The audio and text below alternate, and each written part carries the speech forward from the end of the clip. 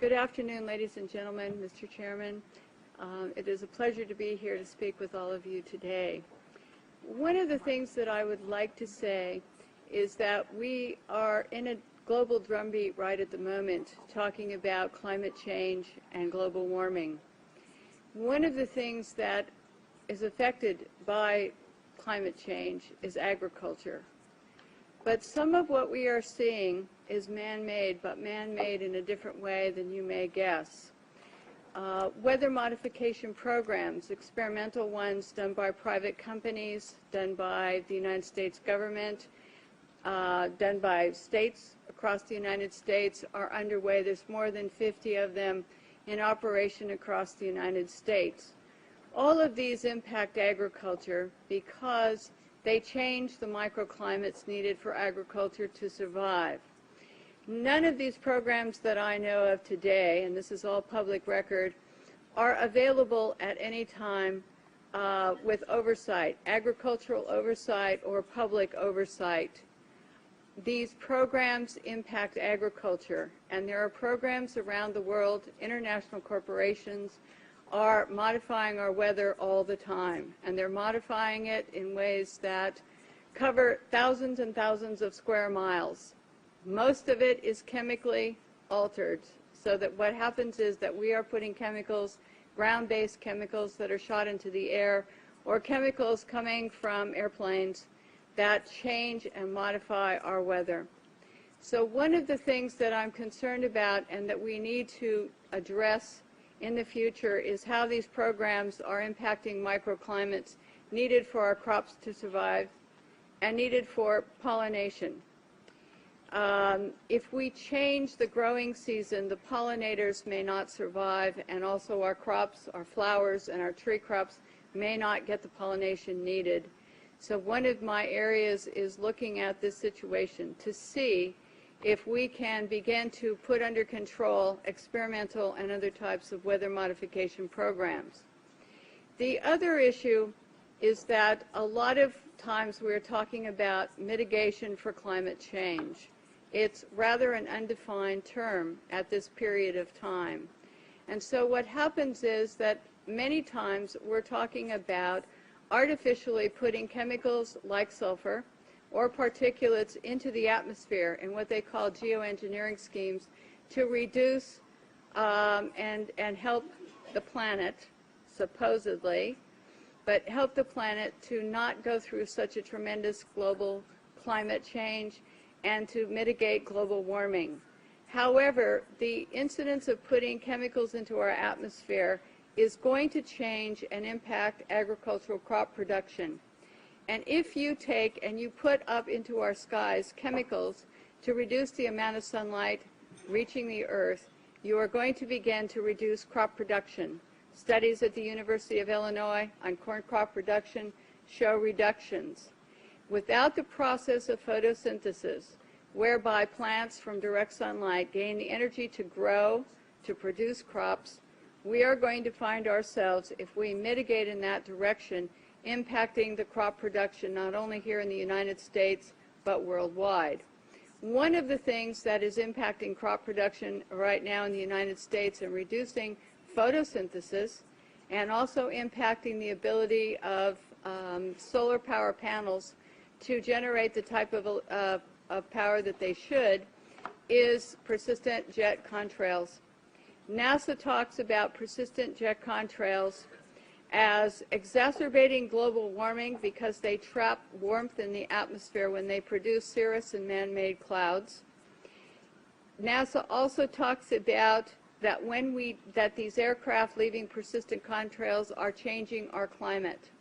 And when they change our climate to the degree that one jet can leave a persistent jet contrail which will spread across our skies from what this picture up here on my left on the screen looks like, which is a trail left by a jet, that trail can expand to 4,000 kilometers and last for 20 hours. This was unheard of in the early 60s and the 70s, and it wasn't until the late 1980s that there was a change and we started to have persistent jet contrails that persist. NASA studies show that part of our global warming problem could be attributed to these types of contrails and the jets that leave them. So one of the issues as we go through is, how do you like your skies, natural or man-made? And right now we are making man-made clouds, and this is trapping warmth in our atmosphere. The climate change that is produced by these jets, not all jets, mostly some non-commercial, but what happens to our skies is that we start to see the changes. The man-made clouds do trap the warmth, and they increase the humidity. This allows for pests to proliferate, diseases, molds, mildews, funguses, and viruses. This is a man-made cloud, ladies and gentlemen, and these pictures I took myself over Northern California, and this is a burst. This is where a jet left a huge plume, and then this turned in at the end of it to a burst. And this is not normal, never seen before in our county historically, and I was born and raised there. This is another picture showing the jet trail just before the burst. This is our skies, and I want you to know that what you're seeing now, a lot of times many scientists know, especially at NASA and in other areas, that the skies that we're seeing are not normal cloud formations. These are man-made. And what happens as we reduce the amount of sunlight in a form of global dimming, we reduce the solar power with these type of clouds, and we reduce photosynthesis, which is going to impact agriculture. The pictures look odd. The formations don't look like normal clouds that people have seen before historically.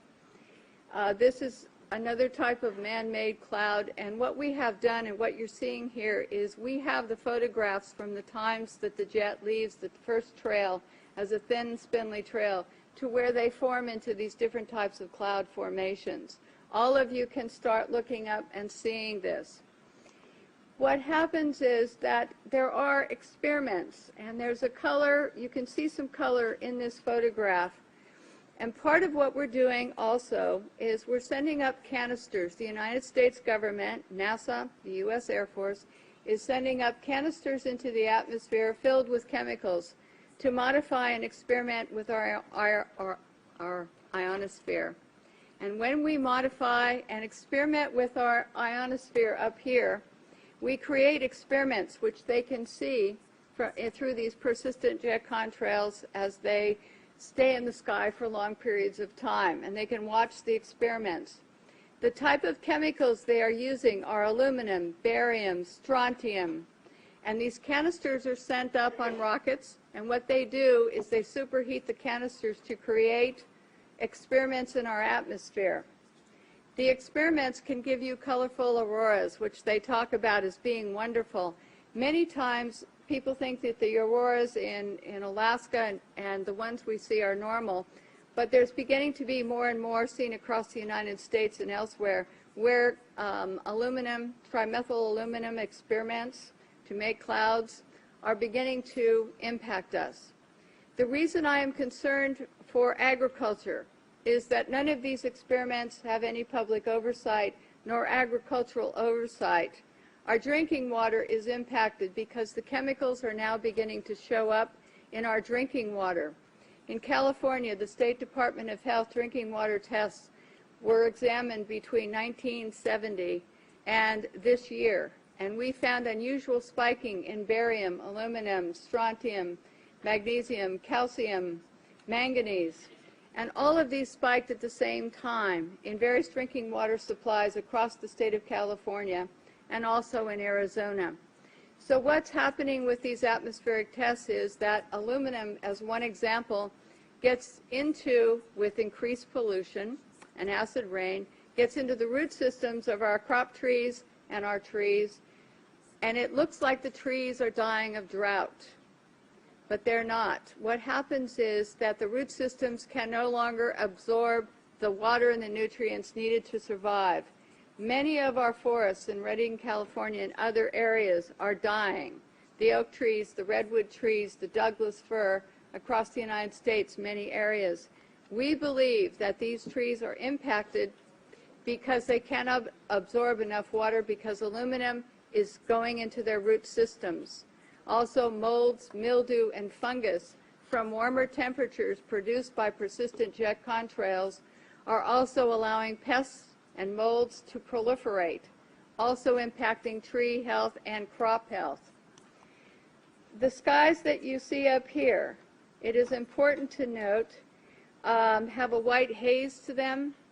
When crossing the United States 2 days ago, we saw this man-made produced haze all the way across the United States. There were a few real clouds. We saw the persistent jet contrails from the jet windows, and the skies in the white haze looked a lot like this.